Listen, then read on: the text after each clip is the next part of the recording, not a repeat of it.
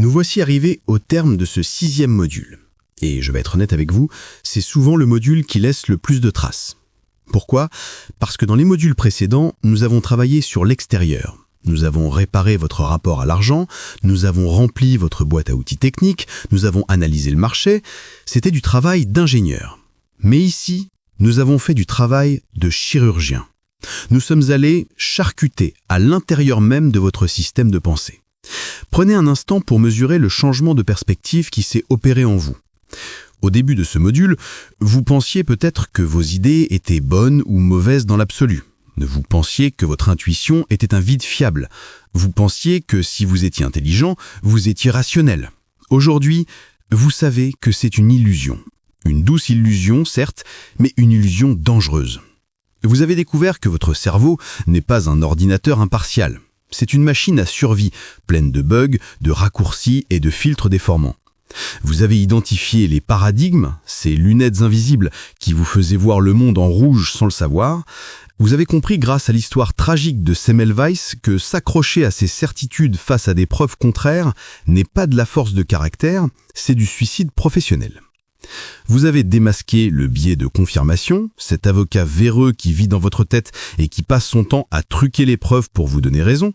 Vous savez maintenant que votre premier réflexe face à une information qui vous déplaît est de la rejeter, et vous avez appris à vous méfier de ce réflexe.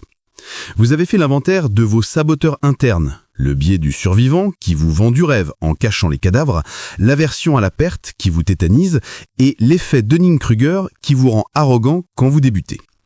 Mais surtout, vous n'êtes pas resté sur ce constat d'impuissance. Vous vous êtes équipé.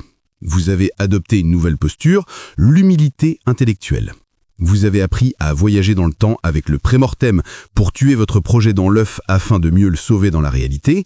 Et vous avez appris à sortir de votre tête pour aller chasser la data contre-intuitive sur le terrain en utilisant des méthodes scientifiques comme les tests AB ou les entretiens Jobs to be done.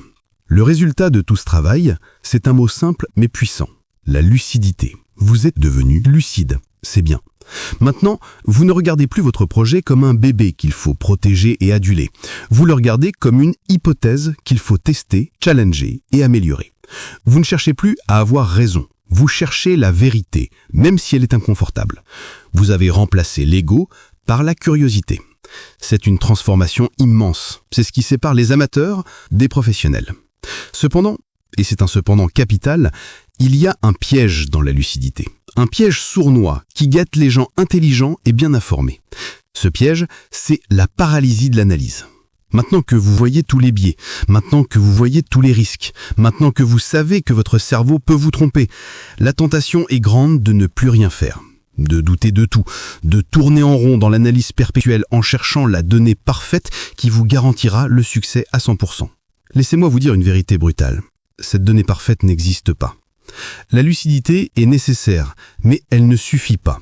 Savoir que la carte n'est pas le territoire est une chose, mais cela ne vous fait pas avancer d'un centimètre.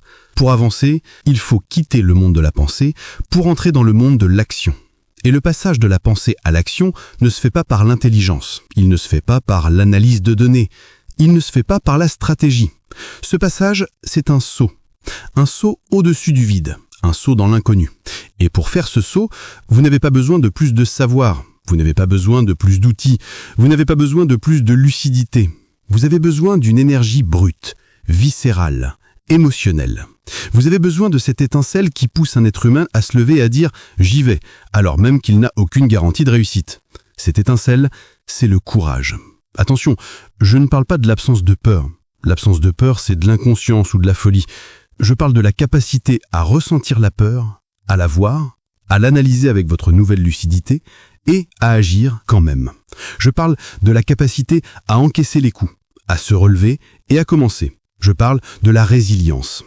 Dans le prochain module, nous allons quitter le monde cérébral pour descendre dans les tripes. Nous allons voir que le courage n'est pas un don du ciel réservé aux héros, c'est un muscle. Et comme tout muscle, il se travaille, il se développe et il s'entretient. Nous allons voir comment agir malgré la peur, comment transformer l'inertie en mouvement et comment faire de la résilience votre seconde nature. Vous êtes lucide, c'est bien. Maintenant, il est temps d'être courageux. Rendez-vous dans le module 7, le courage de faire et de refaire.